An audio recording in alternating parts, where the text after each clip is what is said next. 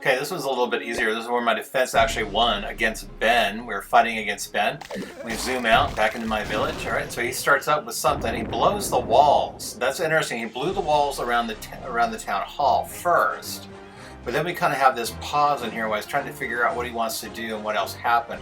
Probably trying to figure out why those little dudes died first. And he blows out a couple more walls. But he's walking right into my archer tower, which is actually pretty sweet, and that's what he's doing. So he's given me some time to actually go ahead and play around here and try to figure out what he's got cooking and how he's got cooking it. And then he finally gets real. He drops some giants there on the southern side of the city. But he's not taking advantage of the damage they did on the north side of the town. So basically what ends up happening is because he kind of just sort of does himself up here without getting a whole lot of loot in terms of what he gets. You know, the archers are doing good because there's really nothing there, but the giants there in the middle of town, they're actually going to get into a lot of trouble because they have the cannon, the mortar, and the archer tower. The two archer towers, because they're right in the line of sight for those. So while the archers are going through, are rampaging the rest of it, they'll take out that archer tower because it just brought in a bunch of barbarians. But the cannons are going to go ahead and finish that off along with what's left of the archer tower.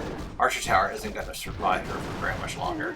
But then the cannon finishes it up. We still have the archers. They can take out the training camp, so that's fine, right? Because that giant ain't going to survive much longer. And then the archers run into, this is where and why I built the defense I got. You kind of have that secondary line of defense. I can lose everything on the south side of town without sweating it, but I still got my coin, I still got my elixir, so they're not grabbing as much loot as they could have, because right now they're in that crossfire between the two cannons and what would have been two archer towers. But other than that, they're done here. So he didn't walk out with a whole lot of stuff, but at least he got something, and that's how it works.